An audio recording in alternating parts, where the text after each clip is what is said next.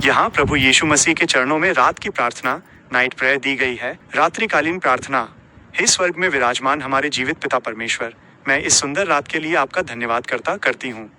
पूरे दिन आपने मुझे अपनी छाया में सुरक्षित रखा और हर खतरे से बचाया। इसके लिए मैं आपकी स्तुति करती हूँ।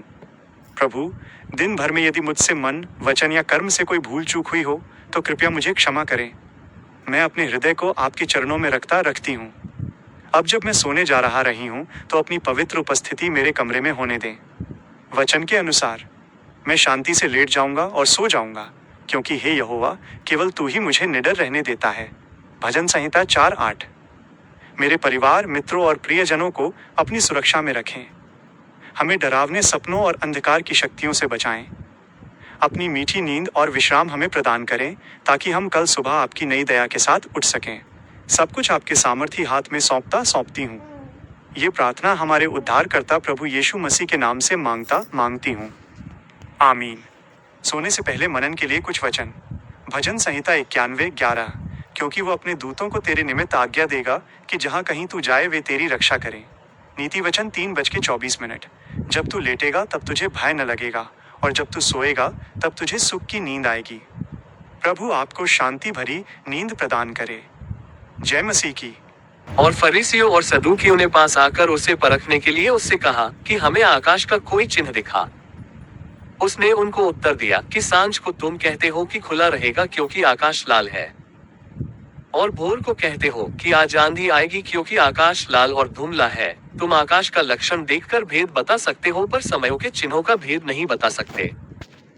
इस युग के बुरे और व्यभिचारी लोग चिन्ह ढूंढते हैं, पर यूनुस के चिन्ह को छोड़ कोई और चिन्ह उन्हें न दिया जाएगा। और वह उन्हें छोड़कर चला गया। और चेले पार जाते समय रोटी लेना भूल गए थे।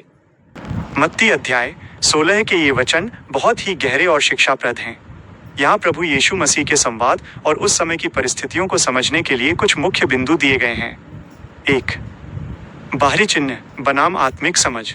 वचन 1-3। फरीसी और सदूकी, जो उस समय के धार्मिक नेता थे, यीशु को परखना चाहते थे। उन्होंने आकाश से चिन्ह मांगा, जबकि यीशु उनके बीच में पहले से ही कई चमत्कार कर रहे थे। प्रकृति का ज्ञान। यीशु ने उन्हें आईना दिखाया कि वे मौसम का अनुमान लगाने में तो माहिर हैं, जैसे लाल आकाश देखकर मौसम बताना, लेकिन उनके सामने जो समयों के चिन्ह, मसीहा की उपस्थिति थे, उन्हें वे पहचान नहीं पा रहे थे। 2. यूनुस का चिन्ह। वचन 4। जब उन्होंने चिन्ह मांगा तो यीशु ने कहा कि उन्हें केवल यूनुस का चिन्ह दिया जाएगा। अर्थ, जिस प्रकार यूनुस 3 दिन और 3 रात बड़ी मछली के पेट में रहा, उसी प्रकार यीशु भी मृत्यु के बाद 3 दिन कब्र में रहकर जी उठने वाले थे। ये उनके मसीहा होने का सबसे बड़ा और अंतिम प्रमाण होने वाला था। व्यभिचारी पीढ़ी। यहाँ व्यभिचारी शब्द का अर्थ केवल शारीरिक नहीं, बल्कि आत्मिक रूप से परमेश्वर से दूर हो जाने वाली पीढ़ी से है। 3. चेलों की मानवीय भूल। वचन 5। जब चेले झील के दूसरी ओर जा रहे थे तो वे अपने साथ रोटी ले जाना भूल गए।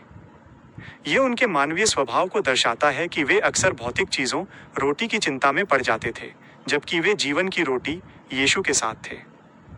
इस प्रसंग से हमें क्या सीख मिलती है? विश्वास। हमें चमत्कार देखने की लालसा के बजाय परमेश्वर के वचनों पर विश्वास करना चाहिए। जागरूकता। हमें अपने जीवन में परमेश्वर के कार्यों और समय के चिन्हों को पहचानने के लिए आत्मिक रूप से सचेत रहना चाहिए। भरोसा। जैसे चेले रोटी भूल गए थे, वैसे ही हम भी अक्सर छोटी समस्याओं में उलझ जाते हैं। ये वचन याद दिलाता है कि प्रभु हमारी ज़रूरतों को जानते हैं। क्या आप इन वचनों के आगे के भाग, जैसे फरीसियों के खमीर के बारे में यीशु की चेतावनी पर चर्चा करना चाहेंगे?